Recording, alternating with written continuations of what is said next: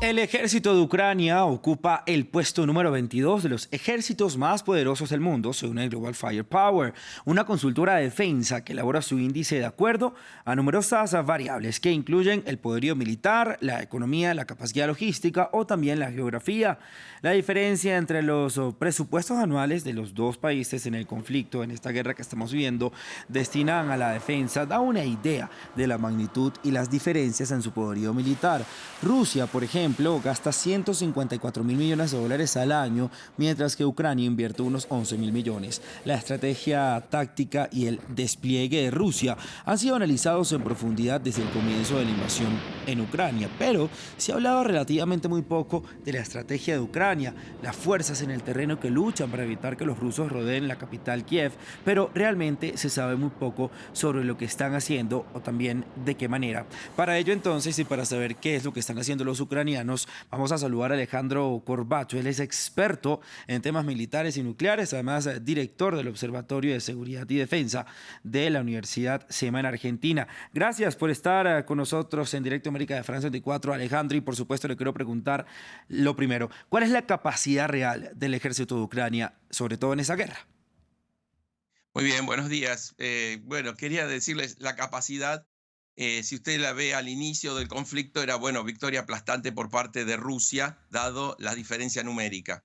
Lo que se está mostrando ahora, lo que estamos viendo ya casi 2 meses de las operaciones, es que el ejército ucraniano se fue preparando, especialmente a partir del 2014, para enfrentar un ataque ruso.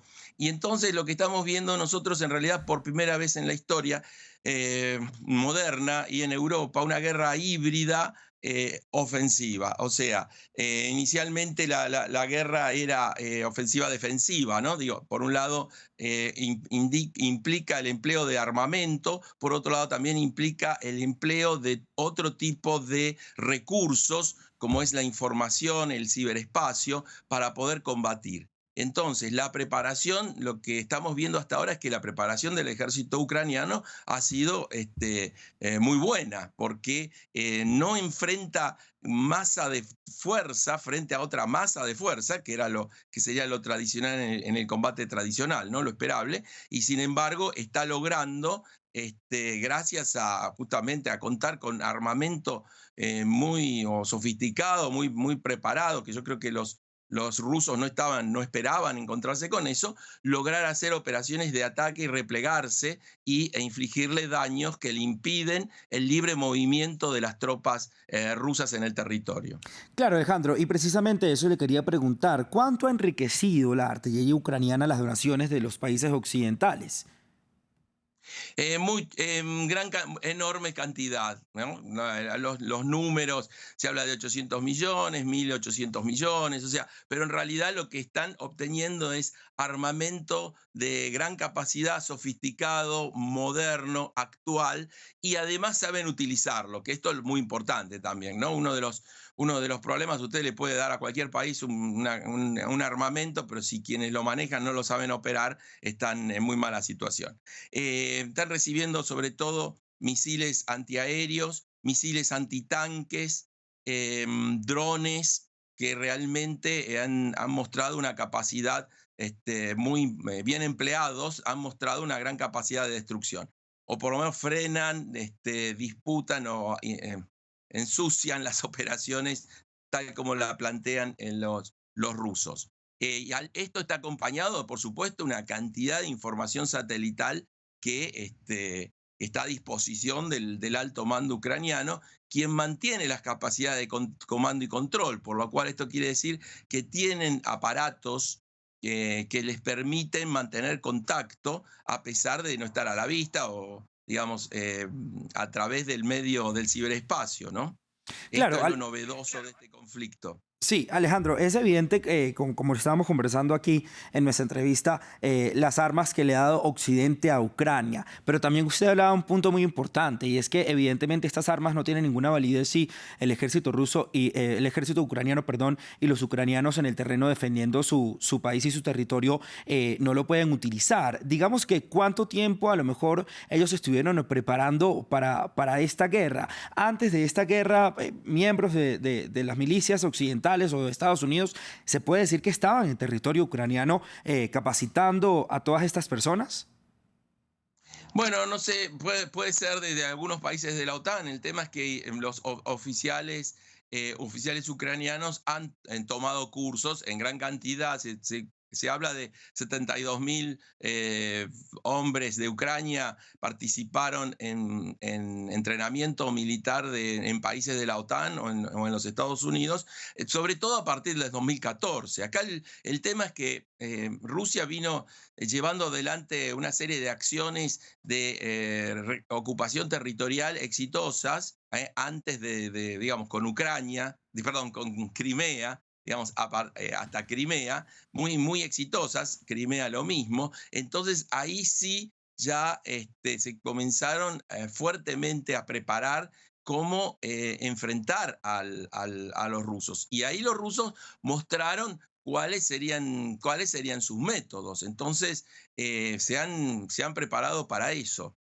Claro. Y bueno, y en este momento hay campamentos que no podemos decir dónde están, no es posible ubicarlos, donde se sigue entrenando al personal, y además es personal que no es gente que tiene nivel de educación, porque esto es muy importante, ¿no? No Sí. es solamente manejar un fusil de asalto, digo, pensando en otras guerras, en otros territorios, sino que es manejar equipo más sofisticado.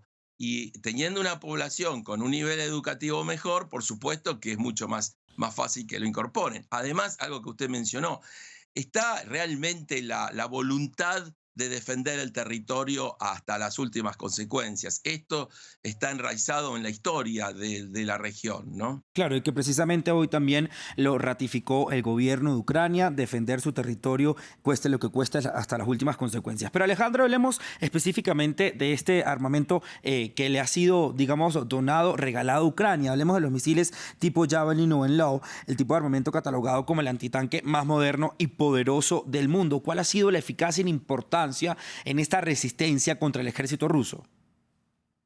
Bueno, la importancia es que han impedido, desarticulado ataques. El blindado es un elemento, el vehículo blindado, los tanques son elementos con los cuales sirven para avanzar protegiendo a la infantería. Si usted, digamos, tiene un arma antitanque muy efectiva, que no es otro tanque, sino que es un arma portátil, móvil, desde distintos puntos puede atacar a estos blindados y paraliza las acciones militares, ¿no? Las operaciones. Lo que estábamos viendo también es que los rusos parecería que tienen problemas de identificar a los atacantes, porque usted, si ha visto muchos videos y muchas historias, uno tendería a creer Sí. que es muy fácil identificar a través de visores infrarrojos el ataque de personal enemigo.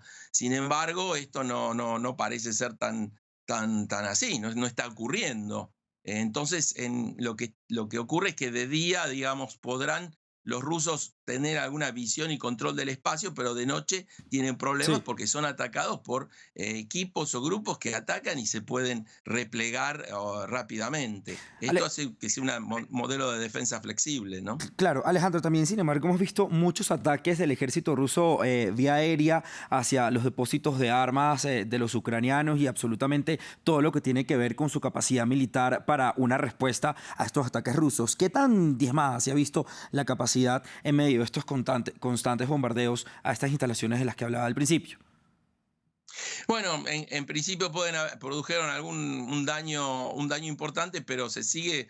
Esto es como si usted conoce un camino de hormigas, destruye uno y aparecen otros y en gran cantidad. Entonces, en la medida que Rusia identifica centros de concentración de armamento es donde va a atacar, y eso es lo que usted ve en las noticias cuando Rusia ataca hacia el este, digamos, se aproxima hacia el oeste, cuando se aproxima a la frontera de la OTAN. Pero esos son ataques, como usted bien dijo, de la aviación tratando de impedir esto. No han sido del todo exitosos porque sigue habiendo resistencia, y la capital, por Claro. ejemplo, ha ofrecido una resistencia extraordinaria. ¿A qué se debe el éxito de la resistencia de las fuerzas ucranianas y también los civiles que se han volcado a las calles a luchar por su país? El éxito se debe a que hubo una gran preparación a que ofrecen un modelo de resistencia que no, en la cual no son masacrados o aniquilados todos en un combate o una batalla decisiva, sino que están logrando justamente hacer estos ataques que frenan o impiden el avance de las fuerzas, le generan muchas bajas. Esto se está transformando en una guerra de desgaste, es una guerra de desgaste, y sobre todo ayudado por inicialmente la confianza o la sobreconfianza rusa de que era una operación justamente especial, lo cual era algo, repetir una suerte de paseo o de, por el campo, ¿no? No iban a encontrar gran resistencia, con lo cual esto requiere a los rusos, lo que esto le implica es nueva logística, Claro. nueva disposición de tropas y el empleo de otro modo o el empleo de armas que hasta el momento no estaban dispuestos a utilizar.